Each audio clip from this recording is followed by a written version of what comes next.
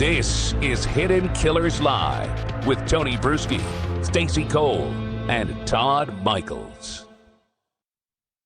We're talking with Bob Motta, defense attorney, about the Scott Peterson case and the new filings with the LA Innocence Project that are trying to argue that Scott Peterson did not do this and that there was a lot of errors in this investigation, a lot of errors in this trial. You have evidence, you have people who made original statements, recanting them, and a lot of new things coming to light, and we're breaking it all down. And I want to get your guys' thoughts in the comment section as we continue to break this down. I want to talk about some of the false police testimony that was brought into the trial, the petition that has been filed with the LA Innocence Project, listing 15 witnesses, including 5 who personally knew Laci, who saw her walking her dog between 9:45 and 11:30 a.m.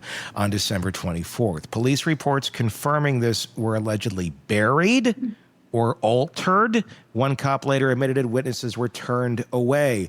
That's not how you do an up-and-up investigation. You don't just bury shit that doesn't go with the narrative of what you are going to want to convince the jury of. That's how cases like this get really fucked up and set guilty people free because you wanted to push your narrative to be right at that moment in time. And that's what some of that really feels like, Bob.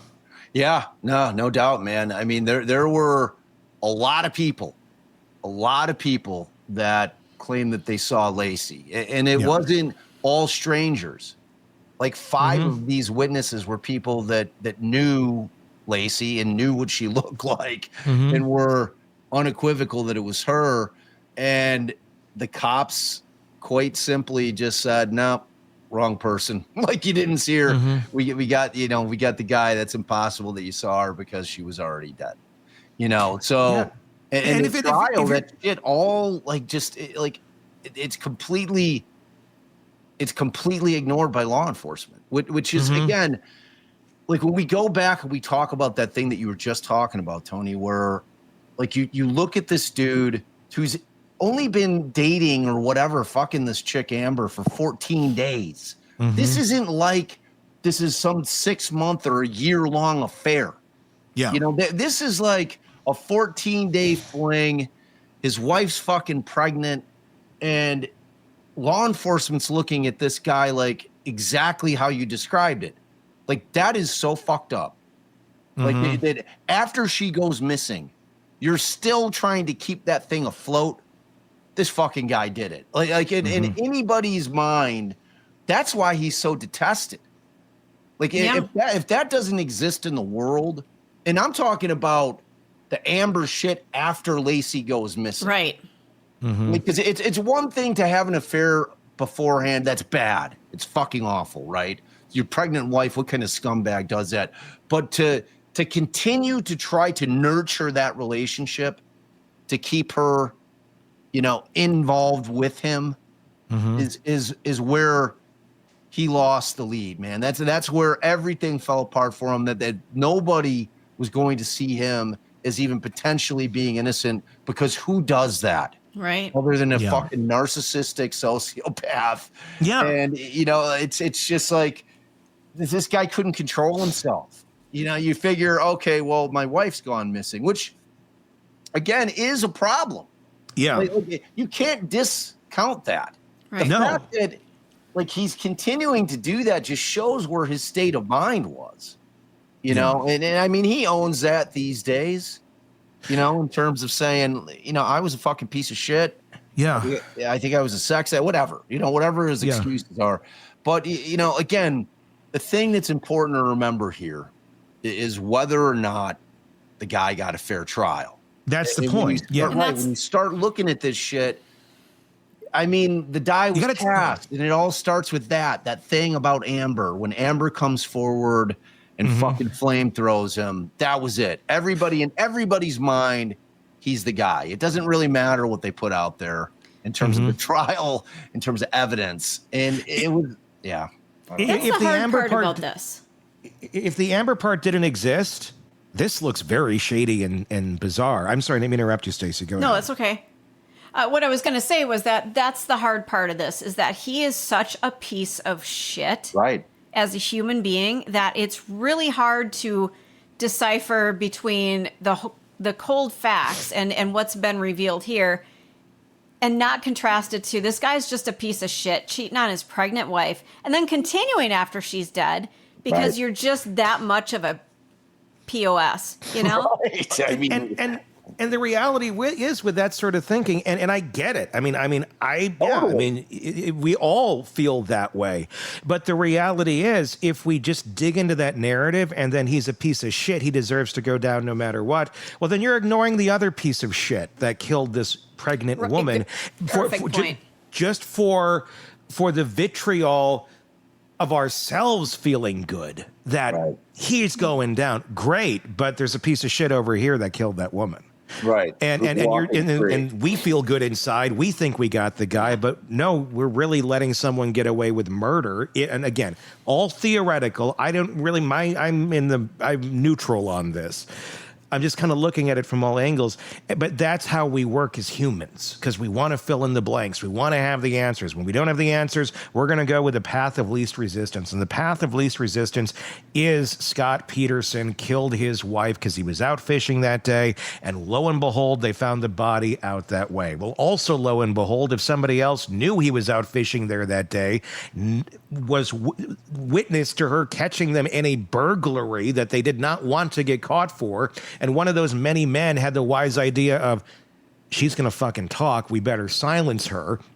And how do we make this look? Well, people are going to naturally think it's him. He's already said he was out fishing. Go put the body there. That's not rocket science. That's a criminal mind, the way of thinking of how they're going to handle this to deflect the blame away. And it worked perfectly, if that's exactly what happened. So doesn't it mean he is just the most unlucky fucker you've ever met in your life? He's the unluckiest fucking guy of all time. Him and Richard Allen are the two unlucky dudes of all time. It's ultimately at the end of the day, because we could keep going. This thing was 600 pages long, right? I know. And there's a lot of shit in there. Okay, I mean, when you start getting into the witnesses that are adamant that they saw Laci after the time Scott's gone, which was 9:30 in the morning, and you start piling this shit on, and you see what the cops lied about. Look, you've got all these things in your favor if the cops are dead set that he's the guy. In terms of, like, you could, if you're a cop who likes Scott Peterson, you could not ask for anything more perfect than this guy having a girlfriend and continuing to try to bang her after his wife's gone missing. I mean, you couldn't have anything go more your way than that particular set of circumstances. That is like a gift from God. If you're the cops and they're prosecutor, you're like, holy shit, thank you, Scott Peterson. You're fucked, buddy. Because the entire world hates you now because you're a giant flaming piece of shit. You have to, and I know how hard it is. And like Tony said, we all understand that, and we all feel the same way about Scott Peterson. He's not a good dude. You have to be able to put that aside in order to honestly look at this thing and just say, okay, I want to see whether or not he got a fair trial. And if he didn't, let's have a fair trial and see where it fucking lands. With all the evidence, with all the shit that the cops got rid of, with all the people that they lied about in terms of what their statements were, let's have it all come in and figure it out. I mean, because ultimately we want to know the truth, right? Yeah.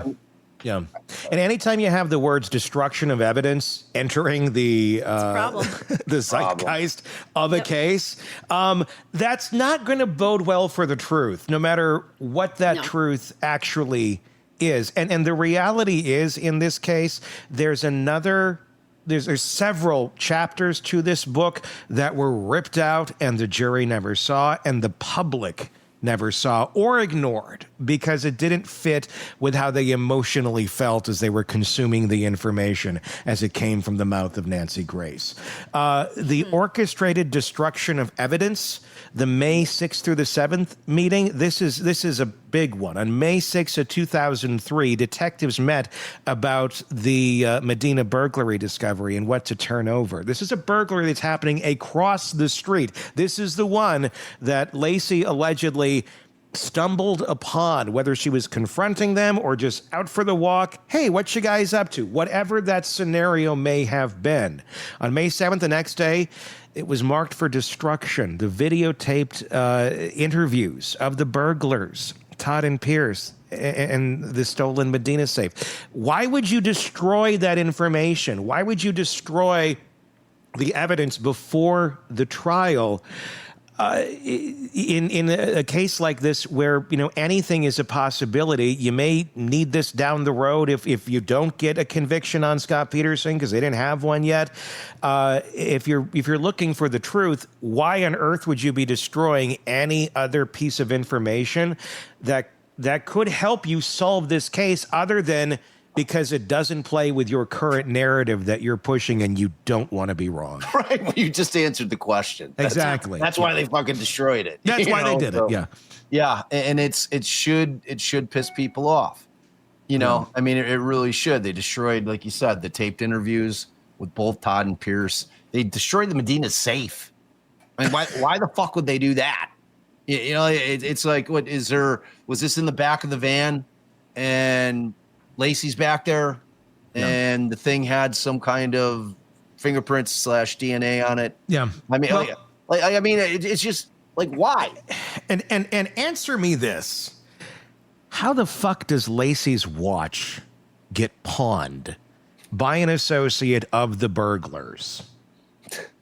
How? If Scott killed her, dumped her in a lake, or they just happened to be out fishing there too one day and, oh shit, a watch, let's go pawn this. It's so fucking weird, man. That part doesn't seem to make any sense either. But again, this part, this piece of the case, another piece nobody heard about. The jury didn't hear about it. Nobody heard about it. But it's there. It's a fact. It's an inconvenient fact if you think Scott Peterson is guilty, but it's a fact. Yeah. And if we're playing in the realm of reality on reality's terms, it kind of makes you think a little bit differently. I mean, what are the odds of that? What are the odds that an associate of the burglars pawns her fucking watch if they had nothing to do with her death? It's a problem. It's a fucking problem. And if people don't know what we're talking about, so Laci had this gold Croton watch that she had inherited from her grandmother when she passed. And that was never found at the house. All right. And on 24th, Scott had told one of the detectives that Laci was wearing the wristwatch that had diamonds all around the face when he left the house. So when Scott says he leaves, Laci's wearing the watch. And then all of Laci's watches, when they go and kind of do inventory of her shit, because obviously they're going to try to figure out, number one, if the unlikely situation or circumstance that Laci dipped, right? Like, she's not dipping on fucking Christmas Eve day, but they're gonna take an inventory, make sure all her clothes are still there, that she didn't just fucking jet, So they go and they see all her other watches aside from the Croton watch, and then this Grogan, who's the detective, he spends months investigating the missing watch in 2003. He says he goes to all the pawn shops, and specifically this Brooks Pawn and Jewelry, where Laci sold some of her other grandmother's stuff, but they don't have a Croton there. Okay. And then he meets with Laci's family, like her aunt, Robin, and she confirms that it's a watch with diamonds around the face. And then again, they check Scott's eBay activity to see if the thing was sold. The Croton was listed for $750. It never sold. Goes to the jeweler that Laci used and repaired the watch at one point. They don't have the Croton. And ultimately they end up searching for one. So after he goes through all the family shit, goes through all the places that she would have normally have gone with the watch to get it repaired, Grogan asks another cop, he's like, look, search the Modesto Police Department, pawn records, okay? And see if you have anything come up for, Croton diamond watch. And one pops up at the pawn shop in Modesto, which is 3 miles away from the house. And so they go over there, and the pawn was pawned by this Deanna Renfro for $20 on December 31st of 2002. I mean, that's so. Grogan writes in his report that the slip does not appear to match the description of Laci's croton. So he starts fucking lying about it. Mm-hmm. Like immediately, like this croton it's clearly the watch. Doesn't fit the narrative. It doesn't. Fit the we got narrative. lie. Yeah, doesn't fit the narrative. And he stops.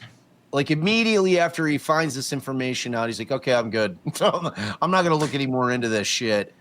Yeah. He didn't he doesn't visually examine the watch. He doesn't photograph the watch. He doesn't collect the watch. Like, so he sees the fucking watch at the pawn shop and just like dips. He's like, I'm good. Not good. Yeah. So it's crazy. And then you have an orange van up in flames near the house with what they believe was a blood-stained mattress. Yeah. An arson fire on this van. The police did take photos, videos, and reports. None of it surfaces for 10 years. Yeah. And you have a murder right not far away. I mean, obviously there wasn't a body in the van, but if you got Laci in there and you killed her, and you want to get rid of the evidence of that piece of the crime, and you go take the body to the lake, which we happen to know Scott was fishing at. Let's go dump her where everybody thinks Scott might have been. And we don't look at the van. We don't, I mean, what? Again, doesn't fit the narrative. So let's pretend it has nothing to do with it or that it didn't happen.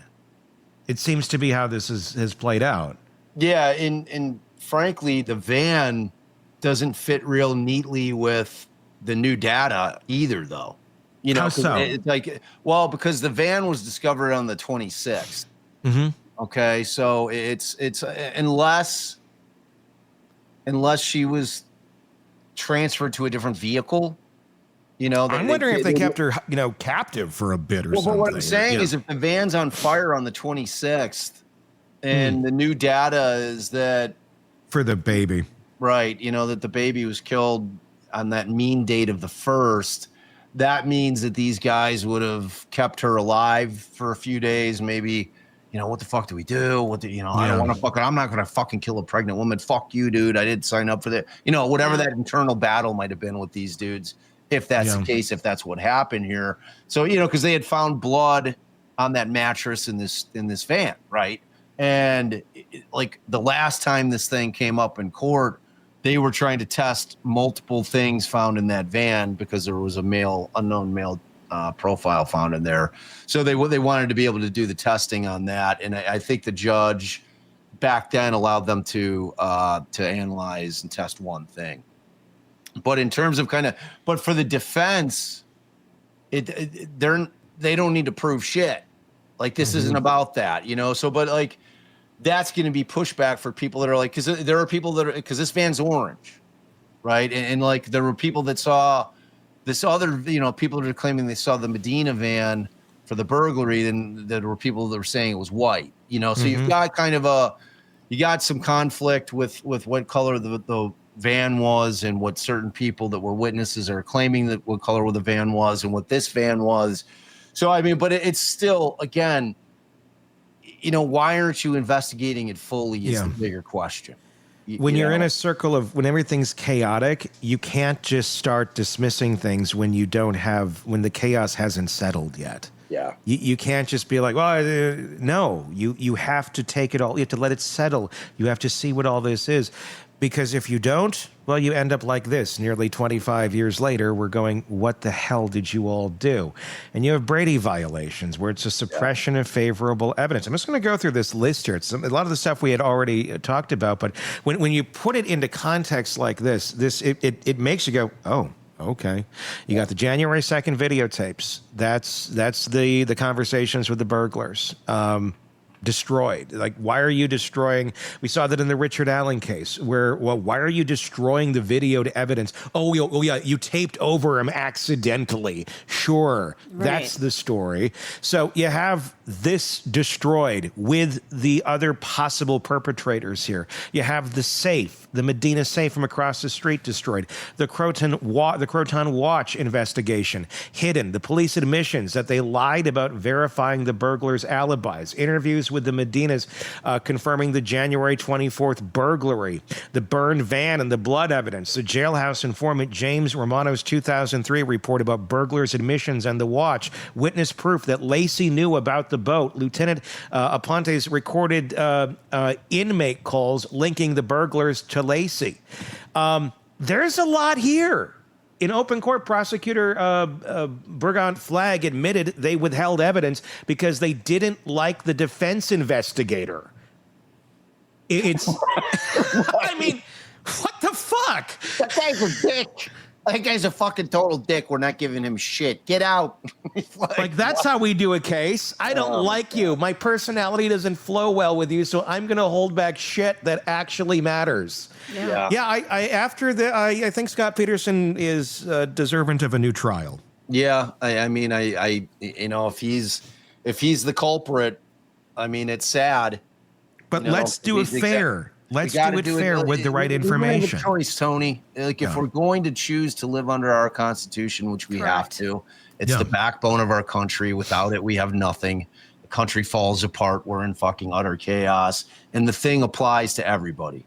Like giant flaming pieces of shit and the sweetest human being you've ever met. Every single person, the thing applies to all of us that are you know, living in this country. So, I mean, if he didn't get a fair trial, which, again, like, look, we're looking at the defense side of this. Okay? Sure. So the state may have to respond. I mean, that's the first step in this thing. The court is going to determine whether or not they think there's enough here that it warrants the state to respond to it. So they could look through this 600 pages and say, you know, we've heard some of this shit before.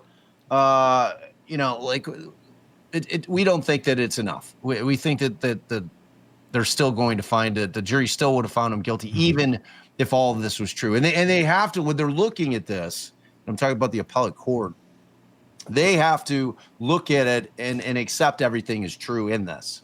Okay, that's their mindset. So they have to fix their brain to say, okay, because that's the standard. They're looking at it, and everything has to be accepted in this new petition as being true. So that's the jump off point for them. So they're saying, okay, assuming that everything is true, we still aren't convinced that any of this would have had an impact on the jury. I find that to be difficult to believe that they would come to that conclusion based on everything that we've been talking about. And there's more. There's 600 pages of shit, man. Yeah, there's a lot in here. So ultimately, I think what they're going to require is that the state does respond to this. Because this thing is going to take 2 years, 3 years to play out. So they'll have time to respond. It's obviously a massive petition. The state's going to have to do a fuck ton of work to respond to it. They're going to have to find their own experts in order to refute claims that they're making. And then, you know, once they respond, the defense then gets the opportunity to reply. And after that's all done, when it's been fully briefed, then the court will decide whether or not there's going to be a full evidentiary hearing. And at that hearing, after the hearing, that's when they will decide. I mean, they could, after the thing is fully briefed, they could decide to give him a new trial just based on the papers. But I think the more likely scenario would be that they would grant this evidentiary hearing, which, as you can imagine, would be quite the spectacle.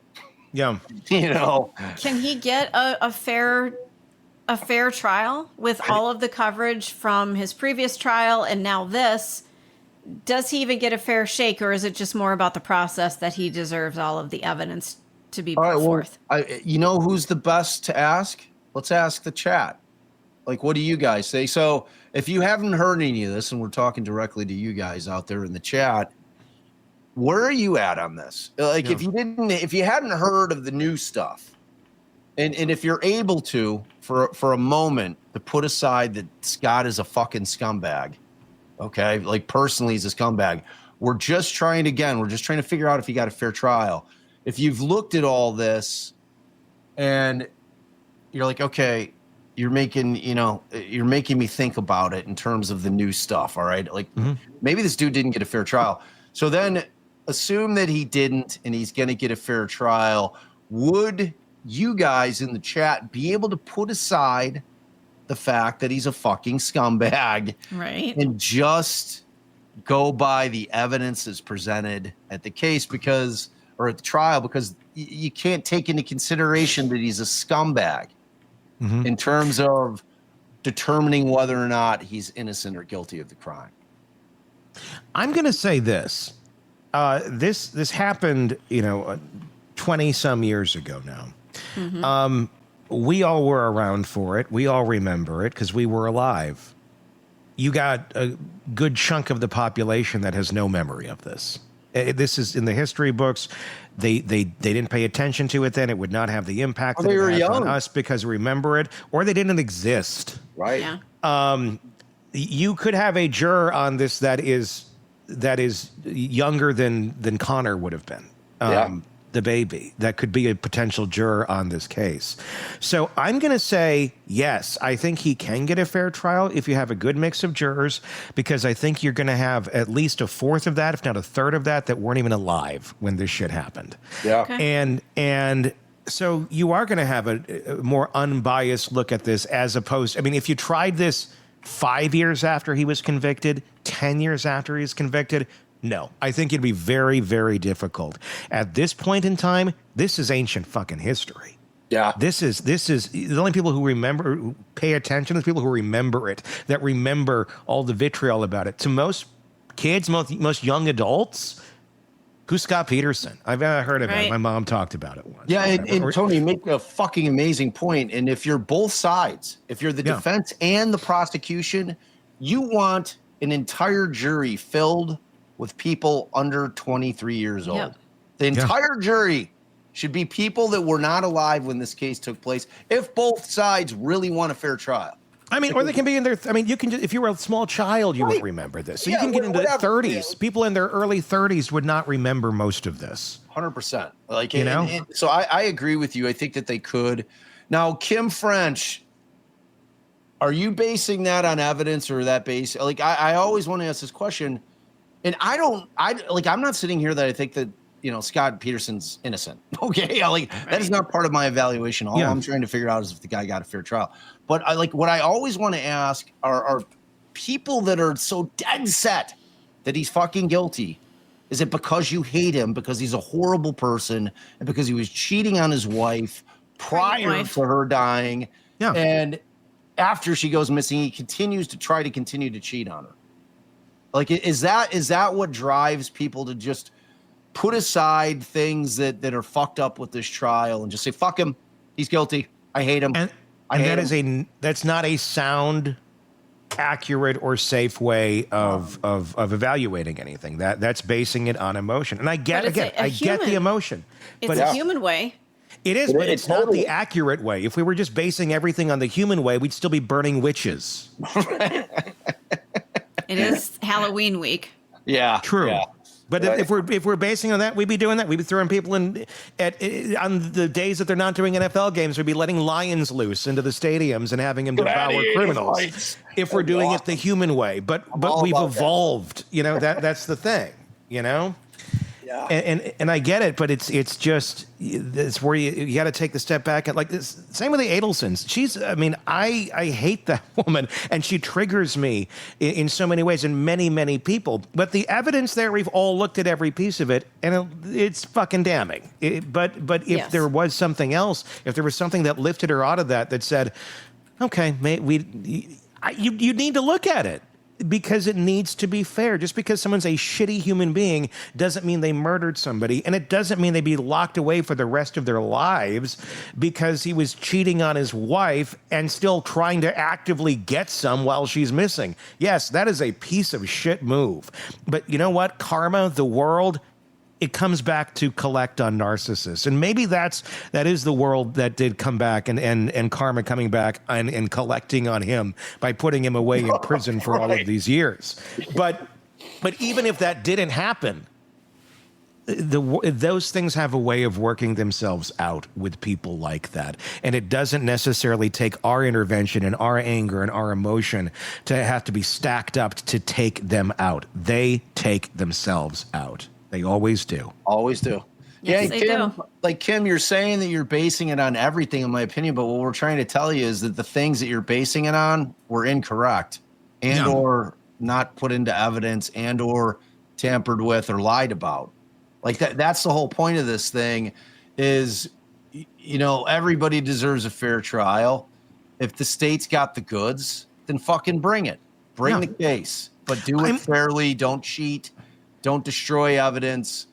Bring it on the facts. I want to hear the other side. I want to hear, you know, I want to hear the state's rebuttal. What is the rebuttal? And it has to be fucking legitimate. It just can't be because we did it that way. Because that, you know, because you didn't like the defense attorney. Like, that's insane. It's insane to think that this is, but it is. And then the reality is, this is a system run by humans, and humans do play a role in it. But that's where we have to be objective, and you need people that are not super connected to go, wait a second. No. We want to make this fair. That's not an okay way of looking at this.